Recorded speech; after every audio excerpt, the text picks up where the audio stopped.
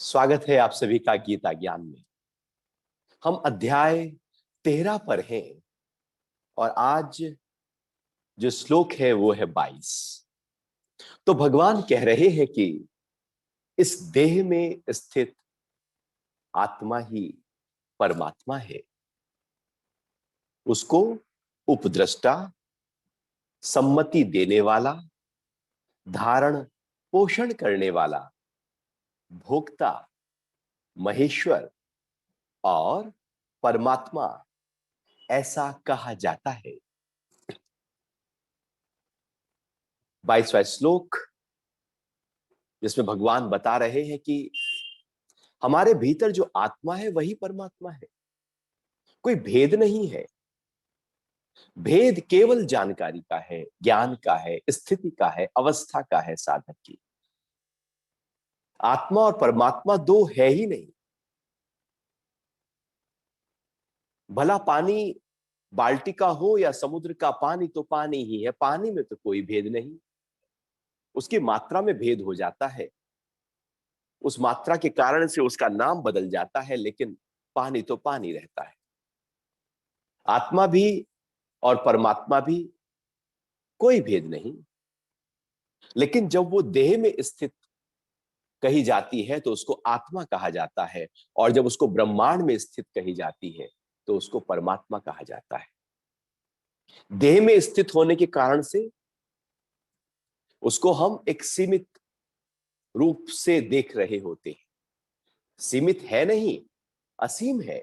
लेकिन हम कह रहे होते हैं कि मेरी आत्मा, हम कह रहे होते हैं कि मेरे शरीर में रहने वाली आत्मा। तो वो जो पूरे ब्रह्मांड में व्याप्त है आत्मा, जिसको परम आत्मा कहा जाता है, वो ही मेरे भीतर व्याप्त है, वो ही बाहर व्याप्त है। अब दो भी आत्मा नहीं होती कि मेरे शरीर की आत्मा और तेरे शरीर की आत्मा। ऐसा भी नहीं होता चींटी की आत्मा और हाथी की आत्मा, ऐसा भी कुछ नहीं होता। आत्मा तो आत्मा है जो सर्वव्यापी है, लेकिन ब्रह्मांड के नजरिए से उसको परमात्मा और देह के नजरिए से उसको आत्मा कहा जाता है। तो भगवान कह रहे हैं कि जो आत्मा है, जिसको हम ने चर्चा करते आए हैं, देह में स्थित जो आत्मा है, जो पुरुष है, जो चेतना है,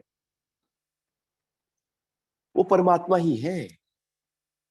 तुम आत्मा को पालो, आत्मा का अनुभव कर लो, आत्म साक्षात्कार कर लो, परमात्मा को ही पा लिया है।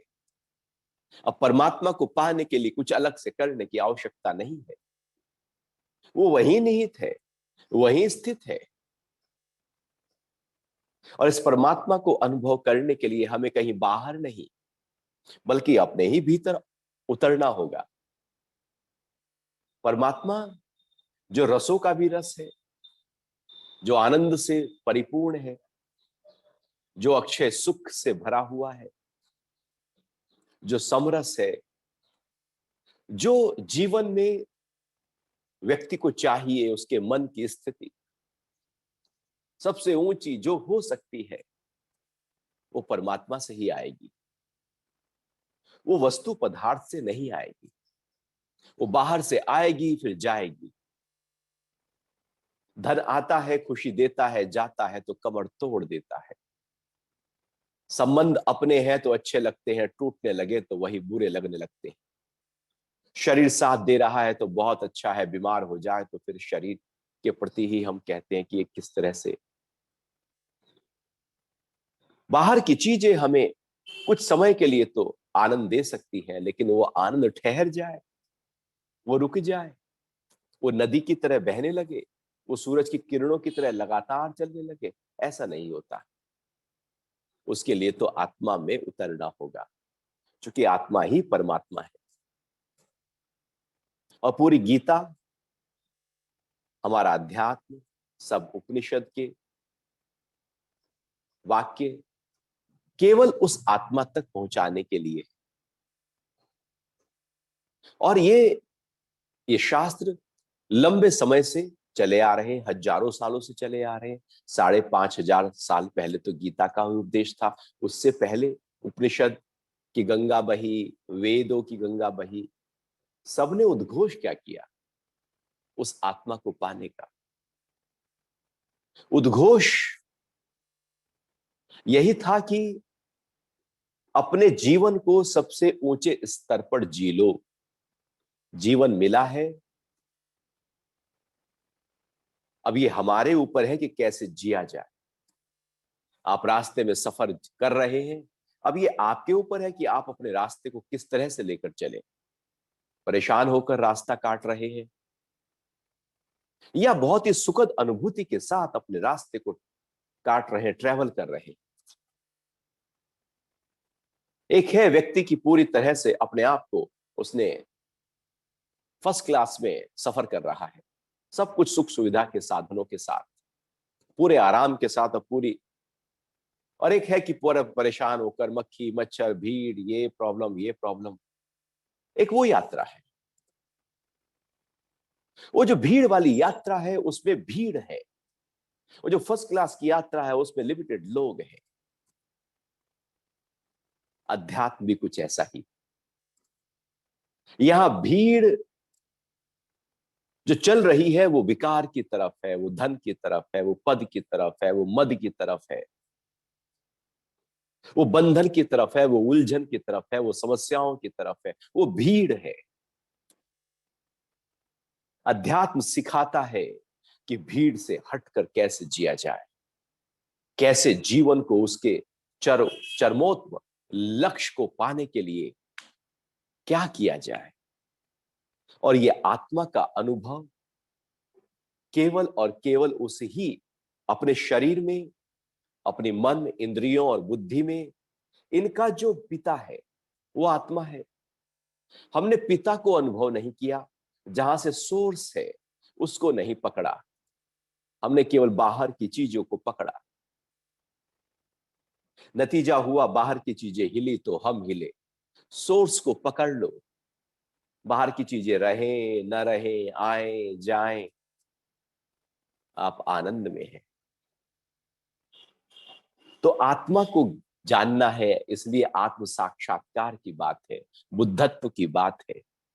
हमारे सारे पीर पैगंबर, सारे अवतार, सारे उपनिषद, सारे ऋषि, सब मुनि यही तो गा रहे हैं, लेकिन हमारा ही ध्यान कहीं और है। फिर जब उम्र बीत जाती है और फिर मुड़कर लगता है कि अरे जीवन जी गए, क्या किया, क्या मिला, हाथ में क्या आया, यूं ही सब निकल गया। यदि कोई पूछे हिसाब किताब लेके सुबह से लेकर रात तक हम करते क्या है, आखिर ये जीवन अनमोल मिला है, इस अनमोल जीवन का किया क्या। तो यदि आप उसको कैलकुलेट करें तो पाएंगे कि अरे कुछ किया ही नहीं, खास तो कुछ नहीं किया, यूं ही टीवी देखकर मोबाइल पे इधर उधर की बातें करके बिता दिए। एक दिन और बीत गया,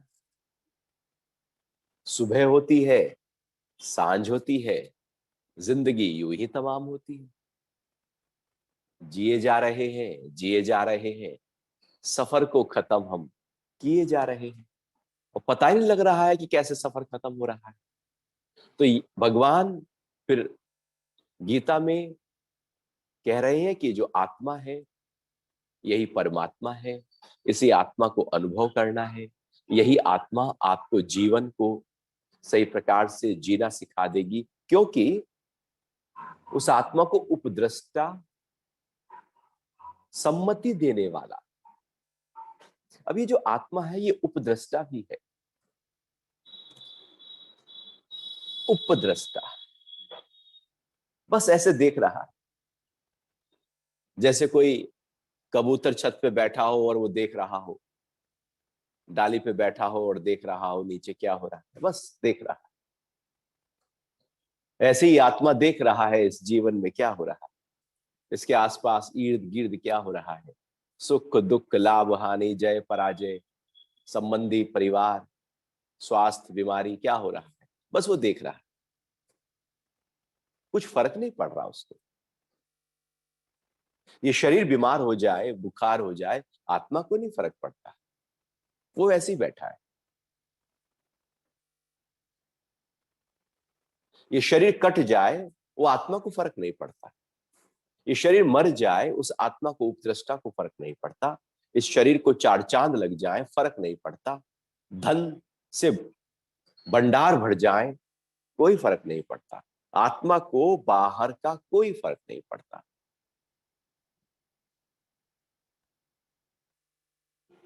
वो उपद्रष्टा है, वो घट घट में विराजा हुआ उपद्रष्टा बैठा है।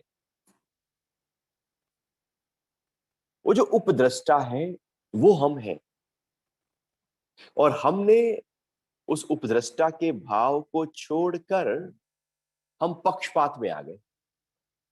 हम पक्षपात रहित अवस्था थे, हम उलझ गए बाहर कहीं। बस उलझे नहीं कि सारे दुखों का सिलसिला शुरू हो गया। बाहर बहुत कुछ यदि पा भी लो तो एक हिसाब से देखो तो कुछ भी नहीं है, सब बेकार है, या कुछ खास टिकता नहीं है। आप कभी देखना, किसी कंपनी का बहुत एड आ रहा है, 2 साल एड ना आए, लोग भूल जाते हैं। उसने करोड़ों रुपया लगाया है, लोग भूल जाए। अपने आप को बनाए रखने के लिए लगातार पे एड दिए देने पड़ते हैं। या बड़े से बड़ा सूरमार्खा फन्ने खा व्यक्ति भी सब भुला दिया जाता है। केवल और केवल ये पक्का हो जाए कि कितने भी बड़े हो जाएं, सब ये सृष्टि जो है, ये प्रकृति है, ये जगत संसार सबको भुला देगा, सबको मट्टी बना देगा। बड़े से बड़े फन्ने खा मट्टी बने शमशान घाट पर पड़े रहते। जीवन जिस चीज के लिए मिला है, अध्यात्म कहता है उसको पाओ। उपद्रष्टा हो, भोग में क्यों जाते हो? भोक्ता बनो, उसमें ना उतरो, कारण को पकड़ो तो उपद्रष्टा हो। और दूसरी बात जो क्वालिटी की बात कर रहे हैं, वो सम्मति देने वाला है। हमें सबको राय चाहिए, सबको सलाह चाहिए, और हम उस सलाह के लिए बाहर ढूंढते हैं किसी को, कोई मुझे सलाह दे किसी भी क्षेत्र के लिए। चाहे वो परिवार की कोई उलझन हो, उसके लिए सलाह चाहिए, व्यापार की उलझन हो, उसके लिए सलाह चाहिए, किसी भी रूप में, चाहे वो लीगल प्रॉब्लम हो, चाहे मेडिकल प्रॉब्लम हो, किसी भी रूप में सलाह चाहिए। मन उलझा हो तो सलाह चाहिए, क्योंकि अपने आप हम सुलझा कहां पाते हैं, सलाहकार की जरूरत पड़ती है। भगवान कह रहे हैं तेरा सलाहकार तेरे अंदर आत्मा के रूप में बैठा है, वो सम्मति देने वाला है, तेरी बुद्धि में चार चांद लगाने वाला है, बुद्धि के विकास को करने वाला है। तुझे ऐसी बुद्धि देगा जिससे तू अपने जीवन को सही प्रकार से जी सके। वो अंदर ही है, और इसलिए हम साधना से उसी ही अंदर की सम्मति देने वाले विवेक को जगा लेते हैं। और जब विवेक जगता है तो सम्मति मिलने लगती है। फिर बाहर नहीं, हमारा ही गुरु हमारे ही भीतर विराजता है और हमको सलाह देता रहता है। एक गुरु बाहर होते हैं, एक गुरु भीतर होते हैं। वो भीतर ही है गुरु असलियत में, जो हर पल मेरे साथ है, हर पग पग पर मेरे साथ है, हर बढ़ते हुए कदम पर मेरे साथ है। कि चले जा रहे थे, रास्ते में कहीं गड्ढा आया, अंदर के गुरु ने कहा बचो। वो बचो किसने कहा? अंदर कोई सम्मति देने वाला तो बैठा है ना, नहीं तो गिर ही जाते। और यदि उस गुरु जो अंदर बैठा है उसको ध्यान ही नहीं दिया तो गिर ही जाते हैं लोग। कोई विकार उठा और अंदर सम्मति देने वाले ने कहा बचो इस विकार से, तो बच गए, नहीं तो विकार में ही उतर जाए। कोई गुस्से का भाव उठा, अंदर गुरु ने कहा बचो इस गुस्से से, क्रोध से, तो बच गए, नहीं तो क्रोधी ही व्यक्ति बन जाए। तो ऐसे कुछ भी जब अंदर चलता रहता है, कोई इच्छाएं उठ जाए, और इच्छाओं को पूरा करने के लिए हम पूरी तरह से अपने वालों को भी छोड़ देते हैं, क्योंकि इच्छा इतनी बड़ी हो जाती है। और अंदर का गुरु कहे कि अरे निरीच्छा हो जा, छोड़ इच्छा को, कुछ रखा नहीं, तो व्यक्ति छोड़ देगा। अर्थात पग पग पर गुरु अंदर बैठा हुआ जो सम्मति दे रहा है, वो मेरे साथ है। वो आता नजर नहीं लेकिन आसपास होता है, हर पल है मेरे पास। इसलिए जीवन के जब बहुत सारे प्रश्न खड़े हो जाएं और उनका समाधान कहीं मिल ना पा रहा हो, तो बैठ जाना अपने साथ, बैठ जाना ध्यान में, आंखें बंद करके, और गहरे उतरना, और गहरे उतर कर उन प्रश्नों को पूछना अपने ही भीतर से, और प्रश्न को भीतर डाल देना, छोड़ देना।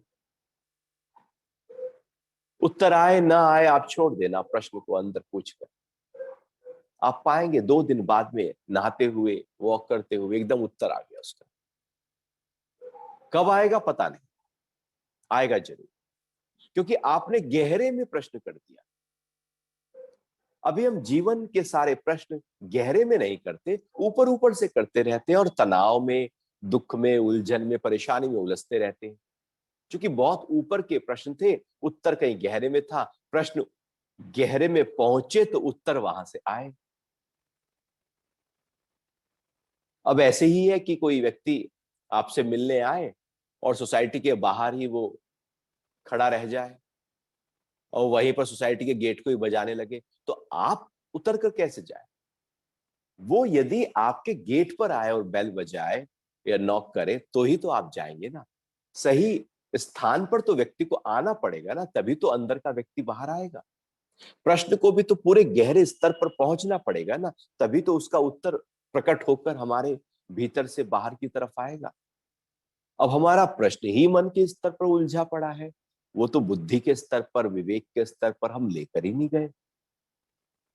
क्योंकि समस्या के साथ हम बैठते नहीं है, समस्या में उलझे रहते हैं। इसलिए शांत हो जाओ और अपने भीतर उस सम्मति देने वाले को अनुभव तो करो, वो बैठा है अंदर। इसलिए कहा जाता है कि अर्जुन, हमारा मन है और कृष्ण हमारी आत्मा है। अर्जुन के प्रश्न है और आत्मा से उत्तर है। ये संवाद चलता रहता है। मन प्रश्नों से भरा है, आत्मा उत्तरों से भरी है।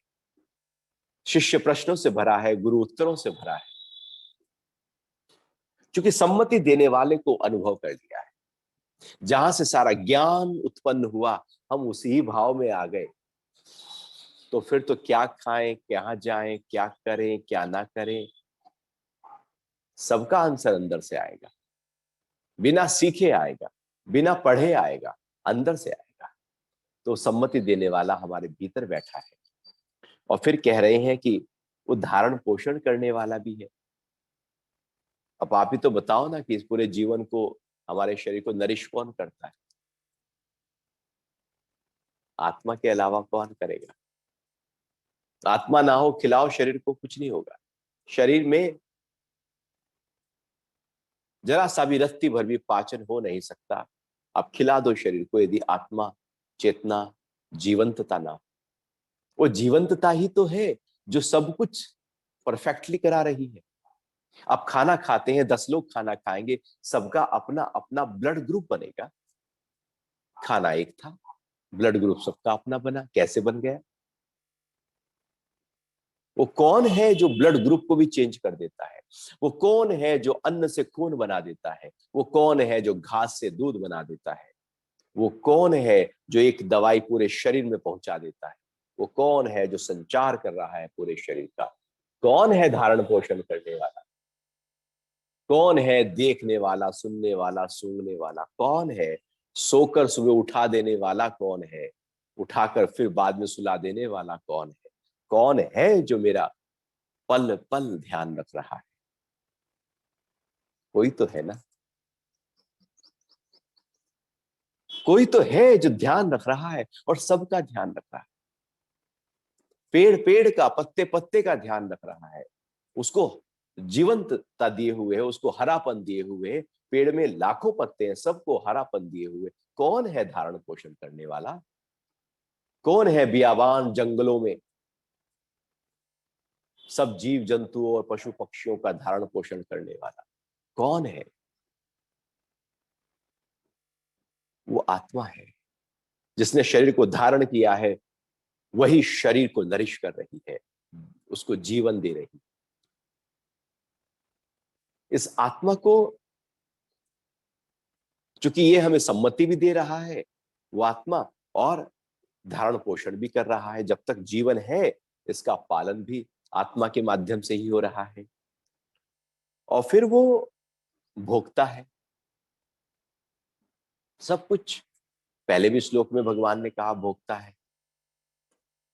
ऐसा भोगता कि उसका असर नहीं है, कर्मों का फल नहीं है। लेकिन आप जो भी भोग भोगते हैं, कौन है भोगने वाला? किसकी शक्ति से भोग रहे हैं? मुर्दा कुछ भोग सकता है क्या? बीमार कुछ भोग सकता है क्या? कोई तो है शक्तिवान जो भोग लेता है, वो आत्मा ही है। वो चेतना का वो रूप जो बाहर की तरफ प्रकट हो रहा है, वो भोगता है। उसको चेतना कहा जाता है। और वही चेतना जब अंतर्मुखी होती है तो उसको प्रत्यक्ष चेतना कहा जाता है। चेतना ही चेतना है, एक बाहर बही एक अंदर बही। बाहर बही तो भोक्ता कहलाई, अंदर बही तो वह स्वरूप अवस्थान कहलाया। लेकिन है तो चेतना।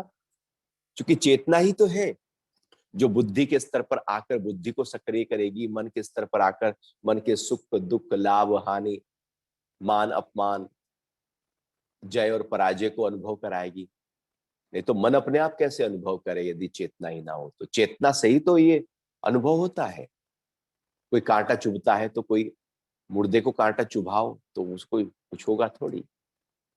कोई तो है जो भोग रहा है। वो चेतना जब बाहर की तरफ बहती है तो सब भोगती रहती है, लेकिन उसके भोगने पर कोई असर नहीं पड़ता। वो भोगने की इच्छा हमारे चित्त में संस्कारों को पैदा करती है। लेकिन भोक्ता बिना आसक्ति और अहंकार के भी हो सकता है। वो शुद्ध भोक्ता है, वो भोग रहा है, लेकिन उसका कर्म का फल कुछ नहीं। लेकिन हम आसक्ति के साथ भोगते हैं, अहंकार के साथ भोगते हैं। मैं फिर भोगूंगा, मैंने पहले ही भोगा था, बहुत अच्छा है। और स्पृहा हमारी बनी रहती है तो फिर भटक जाते। तो भोक्ता जो है वो आत्मा है। और वही आत्मा आगे कह रहे हैं कि महेश्वर और परमात्मा भी है। महेश्वर है, महान ईश्वर, ईश्वरों का भी ईश्वर। महर्षि पतंजलि ने भी कहा कि जो गुरुओं का भी गुरु है वही ईश्वर है।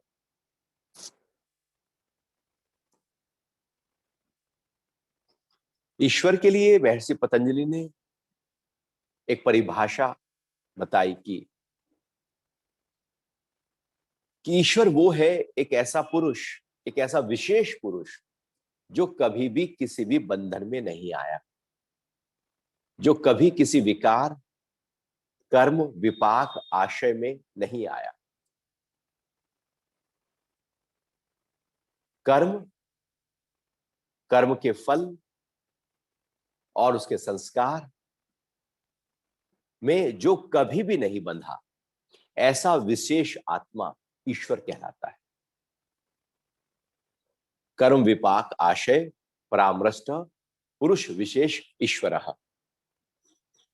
ईश्वर मतलब एक ऐसी दिव्यता जो पूरे ब्रह्मांड में व्याप्त है, लेकिन अकर्ता है। वो महाभोक्ता है। जब किसी चीज में महा लगा देते हैं तो भोक्ता होते हुए भोक्ता नहीं रहता। महाकर्ता कहो या महाअकर्ता कहो, एक ही हो जाता है। विशालता में फिर एक हो जाता है। तो ईश्वर जो है वो पूरे ब्रह्मांड को संरचना दे रहा है। सब कुछ उसी से हो रहा है, लेकिन सब कुछ करते हुए भी कुछ करता नहीं, क्योंकि वो महाअकर्ता है। तो वो जो महाअकर्ता है, वो जो महान है, वो जो ईश्वर है, वही आत्मा है। और वही परमात्मा भी, जो पूरे ब्रह्मांड को अपने आगोश में लेकर पूरे ब्रह्मांड को संचालित कर रहा है। आगे बढ़ते हैं। ये एक एक श्लोक बहुत ही गहरे हैं और बड़ा अच्छा लगता है इसके बारे में चर्चा करना। 13वें अध्याय का 23वां श्लोक, जिसमें भगवान आगे कह रहे हैं कि इस प्रकार पुरुष और गुणों सहित प्रकृति को जो तत्व से जानता है, वह सब प्रकार से कर्म करता हुआ भी जन्म नहीं लेता। अब इस प्रकार पुरुष और गुणों सहित प्रकृति को तत्व से जानता है। अभी जो तत्व से जानना है, ये बड़ा महत्वपूर्ण पॉइंट है।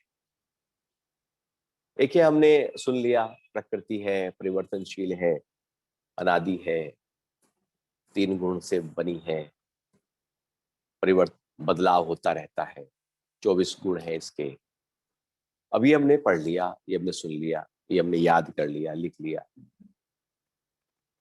और फिर हमने पुरुष के भी जो क्वालिटीज हैं वो भी हमने सुन ली, सीख ली, याद कर ली, पढ़ ली। तो पढ़ने से आत्मा, अब आप बोलते रहो सुबह से लेकर रात तक आत्मा के बारे में, मैं आत्मा हूं, मैं आत्मा हूं, या गीता बोलते रहो, तो बोलने से कुछ नहीं होगा, केवल सुन लेने से कुछ नहीं होगा। फिर करना क्या होगा? तत्व से जानना होगा। तत्व से जानने का मतलब है उसको अपने अनुभव में उतारना होगा। यदि हमने अपने अनुभव में उसको उतार लिया, किसको उतारना है? प्रकृति को। कि प्रकृति को अनुभव में उतारकर जान लिया कि ये प्रकृति है जो 3 गुणों से है, 24 तत्व है, और इसको मैं देखने वाला हूं। और ऐसे ही जो पुरुष है, जो आत्मा है, जिससे ये पूरा शरीर चल रहा है, जो धारण पोषण करने वाला है, जो भोक्ता है, जो उपद्रष्टा है और सम्मति देने वाला जो आत्मा है, उसको भी मैंने अनुभव कर ली। तो तत्व से जानना मतलब उस भाव में, स्थिति में टिक जाना, कि मैंने जान लिया है। एक है कि आम रखा है और आम को मैंने देखा, आम के बारे में पढ़ा, आम के बारे में सुना, खाया नहीं आम। तो आम के बारे में मैंने सुन तो लिया, लेकिन उसका कोई अनुभव तो मेरा पर्सनल, निजी तो नहीं है। जब तक निजी अनुभव ना हो, तब तक तो वो दूसरे का स्वाद का हम केवल एक श्रवण कर रहे हैं, सुन रहे हैं। उसने स्वाद अनुभव किया। तत्व से जानने का मतलब है मैंने अनुभव किया। मेरा अनुभव महत्वपूर्ण है यहां पर आत्मा और प्रकृति के बारे में। तो आम को मैंने उठाया और खाया और फिर कहा कि वाह क्या आम। अब मैंने उस आम को तत्व से जान लिया, चूंकि मैंने उसका अनुभव कर लिया। तो ऐसे ही प्रकृति को ध्यान की ऊंची अवस्था में और पुरुष को ध्यान की ऊंची अवस्था में जब हम तत्व से जानना शुरू कर देते हैं, परत दर परत उसको अनुभव करना शुरू कर देते हैं, तो तत्व से जानना हुआ। केवल चर्चा से बात नहीं बनती, वो तो शुकालाप है, वो तो तोते की तरह रटन है। तत्व से जानना, और कई बार भगवान ने ये तत्व से जानना, तत्व से जानना का वर्णन किया, बात कही, चूंकि यही महत्वपूर्ण है। अब तैरने की किताबें आप पढ़ लो, सुन लो, देख लो, पानी में ना उतरो तो तैरने को तत्व से नहीं जाना। लेकिन आप पानी में उतर जाओ, हाथ पैर हिलाने लगो, चलाने लगो, तो अब आप पानी को, तैरने को तत्व से जान रहे हैं, क्योंकि वो आपके जीवन का हिस्सा बन गया। ऐसे ही अध्यात्म को भी, प्रकृति को भी, पुरुष को भी हमें तत्व से जानना है, अपने जीवन में उसको उतारना है। अब जीवन में कैसे उतारें? जब तक हम अपने ही साथ नहीं बैठेंगे, जीवन में कैसे उतारेंगे? हम तो अपने साथ ही नहीं बैठ पाते। कहा जाए सुबह से लेकर रात तक अकेले रहना, कोई बात करने को नहीं मिलेगा तो आप तो पागल हो जाओ। लॉकडाउन में लोग पागल से हो जाते हैं, क्या करेंगे?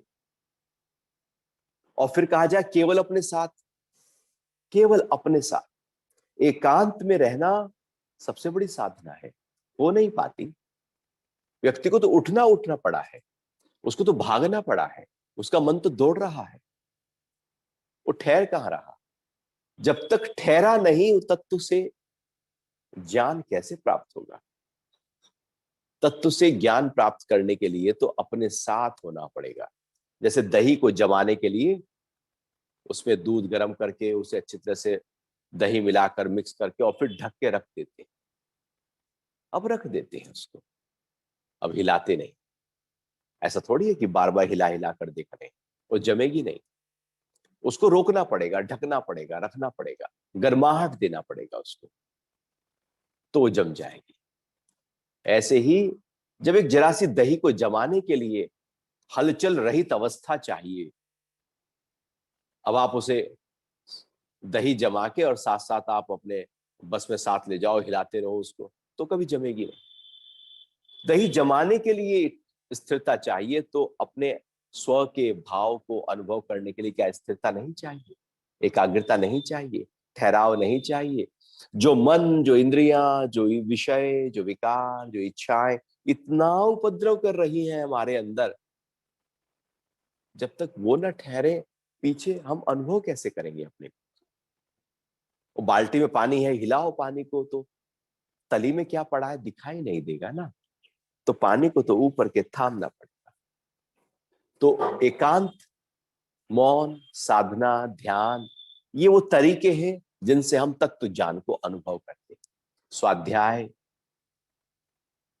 इससे हम तत्व ज्ञान को अनुभव करते हैं। अपने साथ रहना, एकाकी होना, एकांतवासी होना, मौन में रहना, ध्यान प्रिय होना, इससे हम तत्व से जानते हैं। अन्यथा हम तत्व से नहीं जानते, बस ऊपर ऊपर से कहते हैं मुझे तो जानता हूं। फिर भगवान कह रहे हैं वह सब प्रकार से कर्म करता हुआ भी जन्म नहीं लेता, जिसने तत्व से जान लिया। अब वो कर्म करे न करे, सारे कर्म करे, लेकिन अब वो बंधन में नहीं आने वाला, क्योंकि वो जानकार है। वो जान चुका है, जान चुका है प्रकृति को, जान चुका है पुरुष को, जान चुका है पुरुष की स्थिति में टिकने की स्थिति को। तो जब वो जान चुका है तो वो निष्काम हो गया।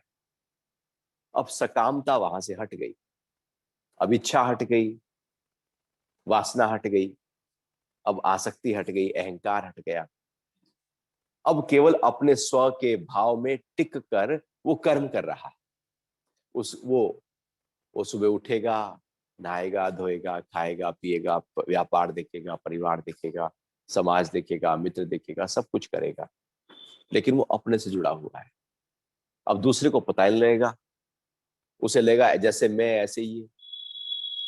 ऐसे तो लगता था सुदामा को कि जैसे मैं ऐसे कृष्ण, ऐसे ही लगता था अर्जुन को महाभारत युद्ध से पहले, जब तक ज्ञान नहीं दिया कि जैसे मैं ऐसे ही है। परिवर्तन नहीं लगता, कुछ अंतर नहीं लगता। अंतर तो अंदर की स्थिति का होता है, और वो कोई बयां थोड़ी की जाती है। तो जब अंदर की स्थिति को पकड़ लेते हैं और दिन भर सारे काम वही हो रहे हैं, तो वो काम बांधते नहीं। और एक दूसरा व्यक्ति है, वो कर कुछ नहीं रहा है लेकिन सोच रहा है, और सोच रहा है, केवल केवल सोचने से उसका कर्म बन जाएगा, क्योंकि उसकी सोच में आ सकती है, उसकी सोच में वासना है, सोच में अहंकार है। तो एक दृष्टांत आता है ना कि एक साधु का घर था और उसके घर के सामने एक वैश्या का घर था। तो साधु रोज देखता वैश्या के घर की तरफ, तो वहां पर लोग आते जाते, और वैश्या जो घर के सामने ही जो घर है, कुटिया है, तो वहीं तो ध्यान जाएगा। तो उसका ध्यान साधु की तरफ जाता। अब साधु सोचता है कैसी है, इसने तो अपना जीवन पूरी तरह से नरक कर लिया है, किस गंध में जीवन को जी रही है, किस तरह से इसने एक व्यापार को अपनाया है। तो साधु वैश्या के बारे में सोचता, और वैश्या देखती, अरे कितना अच्छा धार्मिक जीवन है इसका, संत का, काश मेरा भी ऐसे होता। ये तो प्रभु के ध्यान में लगा रहता है, इसके अंदर तो कोई और भाव ही नहीं है, ये तो बस जो मिल जाता है वो खा लेता है, कैसी झोपड़ी में रहकर सुबह से लेकर रात तक प्रभु का भजन कर रहा है। हे परमात्मा, मुझे भी ऐसा जीवन दो। तो वैश्या कह रही है कि मुझे भी ऐसा जीवन दो। और जो संत है वो वैश्या को देखकर उसकी जो कर्म कहानी है वो अपने मन के अंदर चिंतन चल रहा है। तो कहानी बड़ी मीठी है और आगे कहती है कि जब दोनों मरे तो वैश्या को स्वर्ग मिला और संत को नरक मिला। तो संत ने पूछ लिया कि ऐसा क्यों? तो उसने कहा, तू तो भगवान का ध्यान तो कर रहा था, लेकिन तेरे ध्यान में तो वैश्या पड़ी थी। और वैश्या कर्म क्या कर रही थी महत्वपूर्ण यह नहीं, लेकिन उसके ध्यान में तो तू पड़ा था, परमात्मा पड़ा था, दिव्यता पड़ी थी। तो हम क्या कर रहे हैं वो महत्वपूर्ण नहीं, लेकिन हमारे अंदर चिंतन की प्रक्रिया क्या चल रही है वो महत्वपूर्ण है। तो जिसने तत्व से जान लिया है उस प्रकृति को, उस पुरुष को, आत्मा को, अब वो सारे कर्म करेगा। सुबह से लेकर रात तक सारे कर्म उसके होते चले जाएंगे, और कर्म होते हुए भी वो कर्म उसको बांधेंगे नहीं, क्योंकि अब उसके अंदर अकर्ता भाव पैदा हो गया, अनासक्त भाव पैदा हो गया। आसक्ति हट गई, मोह हट गया, विकार हट गए, इच्छा वासना हट गई। अब कर्म होता रहे, लेकिन कर्म का प्रभाव अब पूरी तरह से रत्ती भर भी उसके जीवन पर प्रभाव नहीं डाल रहा होता। तो इसी तरह से जीवन को जीना है हम सबको। फिर जन्म नहीं है ना, कर्म करने हैं, घर गृहस्थी है, परिवार है, व्यापार है, सब करना है। कैसे करना है? तो उसके लिए तत्व से जानना होगा प्रकृति को और पुरुष को। उसके लिए अपने साथ बैठना होगा, ध्यान में रहना होगा। फिर आप सारे कर्म करें, कोई कर्म बांधेगा नहीं, अटकाएगा नहीं, फंसाएगा नहीं। जैसे कोई आप ऐसे समझे कि एक मशीन, कोई मशीनरी है और आप उसको घर में लेकर आए। अब आपको वो चलानी नहीं आती सही प्रकार से। अब आपने लगे उसके बटन को दबाने, उसको खोलने बंद करने, और आपने उसे तोड़ ताड़ के अलग करा। अब एक है कि आप, एक दूसरा व्यक्ति है, उसको बहुत अच्छी तरह चलाना आता है, उसने बहुत सोफिस्टिकेटेड तरीके से उसको चलाया, और चला के उसको जब प्रयोग किया तो बहुत सही प्रकार से प्रयोग किया, तो उसको रख दिया। जैसे कार आप लेकर आओ, तो ऐसे ही है। जो तत्व ज्ञानी होता है वो बहुत सही तरीके से अपने इंद्रियों को, अपने शरीर को, अपने मन बुद्धि का प्रयोग करता है जब आवश्यकता होती है, और जब आवश्यकता नहीं उसको शांत कर देता है। मन की आवश्यकता हुई, मन का प्रयोग किया, नहीं तो मन को शांत किया। बुद्धि की आवश्यकता हुई, बुद्धि से निर्णय लिए, बुद्धि को शांत किया। हाथ पैर की आवश्यकता हुई, गति दी, शांत किया। आंख की आवश्यकता हुई, देखा, शांत किया। जब आवश्यकता हुई तब प्रयोग किया, आवश्यकता नहीं, कंट्रोल में कर लिया। तो जैसे तत्व से जानते हैं तो आवश्यकता के अनुसार फिर हम प्रकृति में उतरते हैं, काम करते हैं और लौट के आ जाते हैं। फिर उसका असर हम पर नहीं आएगा। अभी दिक्कत क्या है? आंख गई तो गई तो गई, कान गया तो सुन रहे हैं, बस सुने ही जा रहे हैं, म्यूजिक सुने ही जा रहे हैं, टीवी सुने ही जा रहे हैं, खा रहे हैं तो खाए रहे हैं। हम एकदम ऐसे बिखर से जाते हैं। तो तत्व से जानने का मतलब है क्या, कब, कैसे, कितना चाहिए, बस उसमें जाते हैं, बाकी सब छोड़ते चले जाते हैं। तो इस तरह से जीवन जब जिए तो फिर अगला जन्म नहीं है। और वैसे भी हमको यही पक्का करना है कि ये जन्म अंतिम है, अब तो मुक्ति है।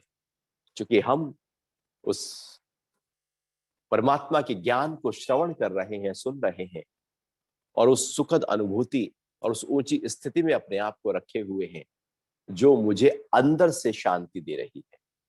अंदर से शांति को यदि हमने अपने अनुभव कर लिया तो आप मुक्त हैं। मुक्ति कुछ ऐसा नहीं कि मरने के बाद होती है, मुक्ति तो जीते जी होती है। लगातार आनंद की अवस्था ही मुक्ति है, अक्षय सुख ही मुक्ति है, परम आनंद जिसमें रत्ती भर भी बदलाव ना हो, यदि वो अवस्था आपकी है तो मुक्ति ही है। मुक्ति अभी नहीं तो कभी नहीं। मरने से मुक्ति का कोई लेना देना नहीं। जीते जी नहीं हुई तो मरने के बाद तो क्या पता होगी नहीं होगी। यदि वो सुखद स्थिति, एहसास अभी नहीं रहा तो फिर कभी नहीं रहेगा। क्योंकि जीवन का सबसे महत्वपूर्ण काल तो यही है, और इसी काल में मुक्ति नहीं तो फिर अगले काल में क्या? उसके बाद पता नहीं हो ना हो, अभी, केवल अभी नाव में मुक्ति हो सकती है, फ्यूचर में नहीं। क्योंकि फ्यूचर नाव के आधार पर बनता है, अभी के आधार पर अगला पल तय होता है। यदि व्यक्ति अभी दुखी है तो फिर अगले पल भी दुखी हो जाएगा, और उस अगले पल में भी दुखी रहे तो उससे अगले पल में भी दुखी रहेगा। वो हर पल को दुख के साथ पकड़ के रखे तो वो लगातार दुखी ही बना रहेगा। ऐसी मुक्ति है, हमने अभी पकड़ा उस अनुभूति को तो अगला पल भी मुक्ति, और फिर जब तक जीवन तब तक मुक्ति। अब जो शरीर छूटा तब भी मुक्ति, जीते जी भी मुक्ति, और जीने के और शरीर के बाद भी मुक्ति। हम मुक्त ही हैं। जैसे जीते जी जो नाम होता है, मरने के बाद नाम भी तो वही कहलाता है, वो मर गया, नाम तो वही रहा ना। जीते जी भी वही है, जीने के बाद भी वही है।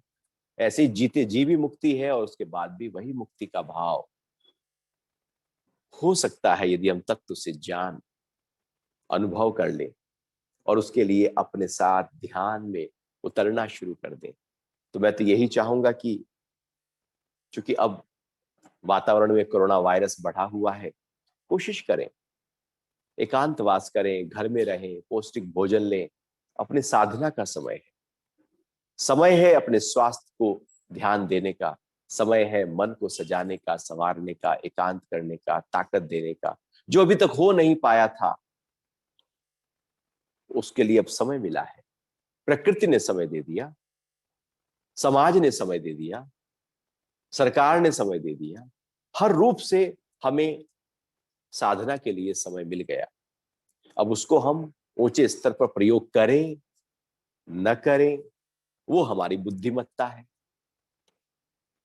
हम उस बड़ी ऊंची चीज को छोटी एकदम टीवी देखकर खराब कर दें या उसको सबसे ऊंचे स्तर पर ले जाए, ये हमारे ऊपर है। तो कोशिश हो, ये समय है बहुत ही महत्वपूर्ण, अनमोल, हर समय अनमोल है, क्योंकि बीत रहा है तो अनमोल है, इसलिए इसको पकड़ लो और ध्यान में उतर जाओ।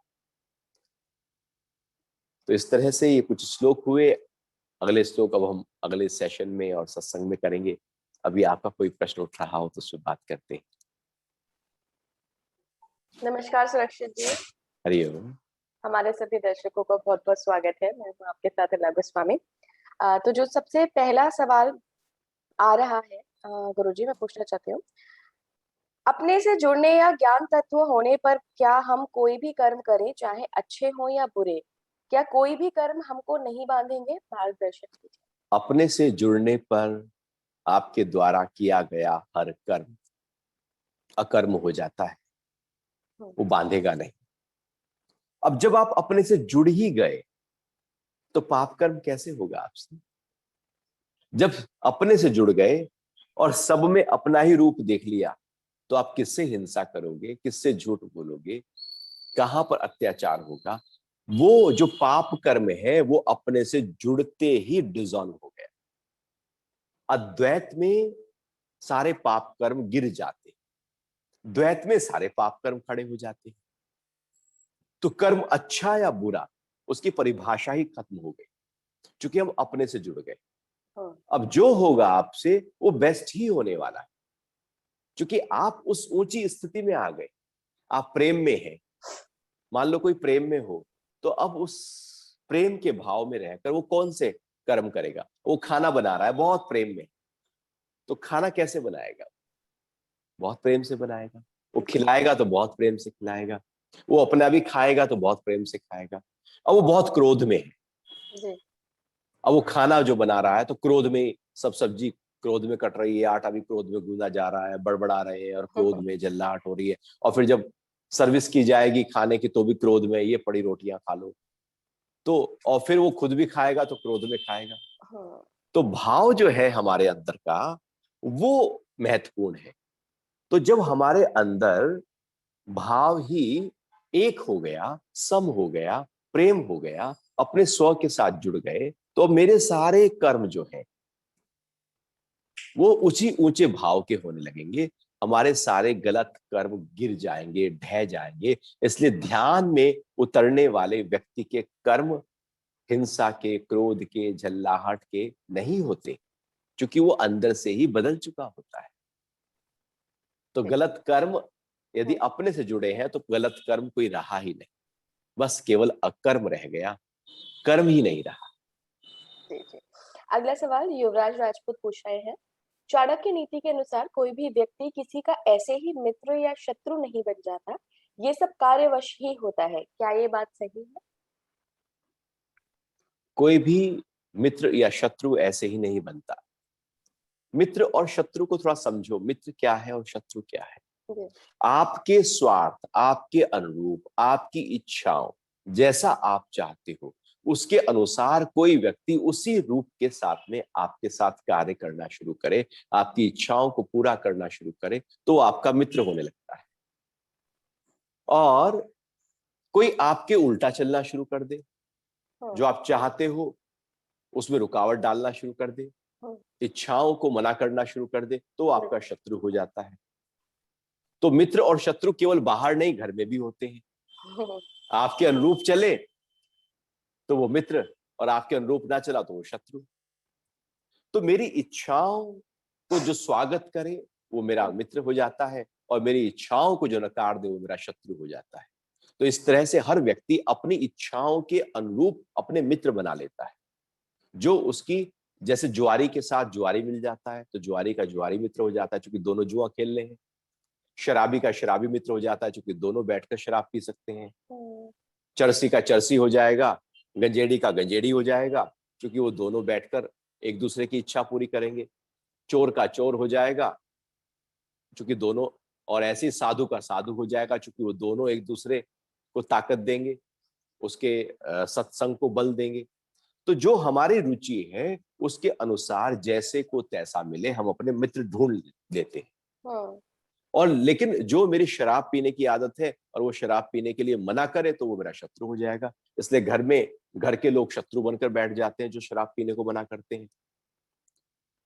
तो शत्रु और मित्रता हर व्यक्ति की अपनी अपनी इच्छाओं के आधार पर उसकी हाँ। परिभाषा तय होती है। जी। जो आज शत्रु है वो कल मित्र बन जाता है, जो आज मित्र है वो कल शत्रु बन जाता है। और ये यूं ही नहीं घटता, बल्कि वो हमारे डीप रूटेड जो संस्कार है उसके आधार पर ये हाँ। मित्रता और शत्रुता घटती है। पर गुरुजी, जैसे आज के अगर हम सिनेरियो में बात करें और खास करके हम युवाओं की बात करें, तो जनरली ये चीजें कम देखने को मिलती हैं कि हमारी परिस्थिति के अकॉर्डिंग या हमारे नेचर के अकॉर्डिंग। पर शत्रु तो मुझे लगता है कि हमारा वो है जो हमारा बुरा करना चाहता हो। तो फिर वो भी क्या हमारे ऊपर ही डिपेंड करता है कि अगर कोई हमारा बुरा करना चाहता है तो उसकी वजह भी क्या हमारा नेचर या हमारा ही जो परिस्थिति है वो होती है? अच्छा, वो हमारा बुरा करना क्यों चाहता है? कुछ लोग कोई शायद। हमारा बुरा करना क्यों चाहेंगे? हाँ। कुछ ने तो कुछ हमने भी किया होगा ना, आहुति तो हमने भी डाली होगी ना। हो सकता है, हम बिल्कुल। अपनी आहुतियों को भूल जाते हैं। जो मैंने कुछ बुरा करने का भाव रखा था, सोचा था, मेरी आंखों में वो ज्वलंतता थी, मैंने ही उससे द्वेष से साथ देखा था, मैंने ही पास्ट में कुछ किया था, जी। उसका नहीं तो उसके किसी रूप के किसी का किया था। तो मैं भी तो वहां कहीं ना कहीं शामिल था ना। जी, कोई बिल्कुल। राह चलता हुआ व्यक्ति आपका बुरा थोड़ी करता है। कुछ ना कुछ तो आहूतियां हमने भी डाली है ना। हम हाँ। अपने गलतियों को भूल जाते हैं। हाँ। हमने जो किया उसको हम भुला देते हैं। हम कहते हैं कि नहीं, मैंने कुछ नहीं किया, तू नहीं किया, मैंने तेरा अहित नहीं किया, तू नहीं किया। ऐसा थोड़ी होता है। ये तो कर्म का सिद्धांत है। आप जो आवाज देते हो, आप जो बोलते हो, लौटकर वही आती है। यहाँ कर्म का सिद्धांत, थ्योरी ऑफ कर्मा बड़ी सीधी सादी है। जैसा करोगे वैसा प्रकट हो जाएगा। तो कोई शत्रु, कोई दुश्मन आपका यूं ही नहीं बना बैठा है। कुछ ना कुछ, किसी ना किसी रूप में प्रकृति उसको वहां बैठाए रखे हुए है। हो सकता है कि वो आपकी इच्छाओं की पूर्ति में रुकावट डाल रही हो सकता है आपकी इच्छाएं पूरी तरह से प्रकृति के लिए विध्वंसक हो सकता है कि आप ही सही प्रकार से वो आपके प्रारब्ध, आपके भाग्य के अनुरूप ना हो, इसलिए प्रकृति ने किसी को बैठा दिया रुकावट डालने के लिए। और आप कहते हो कि ये तो मेरा काम पूरा नहीं करने देना चाह रहा है। वो आपका काम होने वाला नहीं है, क्योंकि आपने अपने वो इच्छाओं को प्रकट कर लिया जो आपकी चद्दर से पैर बाहर निकल चुके हैं। जब आपकी चद्दर बड़ी होगी तो वो इच्छाएं पूरी जी। हो जाएंगी। एक समय तक इच्छाएं पूरी नहीं होती, लेकिन कुछ दिनों बाद वही इच्छाएं पूरी हो जाती हैं। क्योंकि जरूरी नहीं कि फल हर समय आम पका हुआ ही हो। पहले थोड़ा कच्चा था। यदि कच्चा था तो उसे तोड़ोगे तो खटास आएगा। जब वो जी। पक जाएगा, हो सकता है 2 दिन बाद पक जाए तो मीठा हो जाएगा। तो ऐसे ही कर्म है। और अभी वो खट्टा है कर्म, या यूं कहें कि पका नहीं है कर्म, और कोई प्रकृति रुकावट बनकर खड़ी है, तो हम कहते हैं ये तो दुश्मन है मेरा, मेरा कर्म पूरे नहीं होने दे रहा है। वो माली दुश्मन बनकर हम कहेंगे कि ये माली दुश्मन है, मुझे आम तोड़ने नहीं दे रहा है। जबकि वो मेरा मित्र है, वो कह रहा है कि आम पकने तो दो, 2 दिन बाद तोड़ के खाना। हम उसको दुश्मन मान लें तो फिर हमारी ही अज्ञानता हुई। तो दुश्मन कोई नहीं है। यदि दुष्ट मन मेरा मित्र है, मैं अपना मित्र हूं, तो बाहर मेरा कोई दुश्मन नहीं। लेकिन यदि मैं अपना ही शत्रु बनकर बैठा, हमारे ही अंदर हिंसा है। वो बुद्ध के पास में एक मॉन्क थे, सीनियर मॉन्क थे, तो उन्होंने कहा, बुद्ध ने कहा कि जाओ सब जगह पर ज्ञान का प्रचार करो। तो उसने कहा कि ठीक है। तो और सब ढूंढ लो कहां कहां जाकर प्रचार करना है। तो उस मॉन्क ने बुद्ध को प्रणाम किया और कहा कि मुझे आज्ञा दे, मैं उस अमुक गांव में जाना चाहता। तो बुद्ध ने कहा, अरे वो गांव, और वहां वहां ना जाओ, वहां पर तो सारे लोग बहुत ही दुष्ट प्रवृत्ति के। जी। तो मॉन्क ने कहा कि कोई बात नहीं, दुष्ट है तो क्या हुआ, कि नहीं बहुत अपशब्द कहेंगे, गाली देंगे। तो मॉन्क ने कहा कोई बात नहीं, अपशब्द कहेंगे, मारेंगे तो नहीं। तो बुद्ध हाँ। ने कहा नहीं, यदि वो तुम्हें मार दे, पत्थर से मारे। तो मॉन्क ने कहा चलो पत्थर से ही मारा तो कम से कम और ज्यादा तो नहीं मारेंगे। तो बुद्ध ने कहा यदि तुम्हें ज्यादा मार दिया, कि मार ही तो हम्म। नहीं डालेंगे। तो उस मॉन्क ने कहा कि यदि मार ही डालेंगे तो अच्छा है ना, कि शरीर से कुछ हम्म। गलत होने से बच गया। तो बुद्ध ने अब कहा कि अब तुम्हारा कोई कुछ बिगाड़ नहीं सकता, क्योंकि तुम्हारे ही अंदर शत्रुता पूरी तरह से खत्म हो गई। खत्म यदि हो गई। मेरे अंदर शत्रुता है, तो बाहर वही हम्म। शत्रुता किसी ना किसी रूप में प्रकट हमारे सामने हो जाएगी। जी। और यदि हमारे ही अंदर मित्रता का भाव है, प्रेम का भाव है, हम्म। तो बाहर का शत्रु भी हमारा प्रेमी बन जाएगा, मित्र बन जाएगा। इसलिए गीता में बोलते हैं अपने मित्र खुद बनो। क्योंकि व्यक्ति जी। अपना ही मित्र खुद है और अपना ही शत्रु खुद है। कोई बाहर शत्रु नहीं होता यदि व्यक्ति अपना शत्रु ना बनकर बैठे। हमारे हम्म। अंदर की शत्रुता को यदि हमने डिसॉल्व कर दिया, तो बाहर सारे मित्र हैं। और यदि अंदर की शत्रुता को बढ़ा लिया, तो अपना मित्र भी शत्रु बन जाएगा, घर वाले भी शत्रु बन जाएंगे, क्योंकि हमने ही शत्रुता का भाव अपने अंदर उठाया हुआ है, प्रकट किया हुआ है। तो बाहर के शत्रु को दूर करने की कोशिश ना करो, बल्कि अंदर बैठे हुए उस नासूर को, उस शत्रु को, उस दुष्ट मन को ही दूर करो।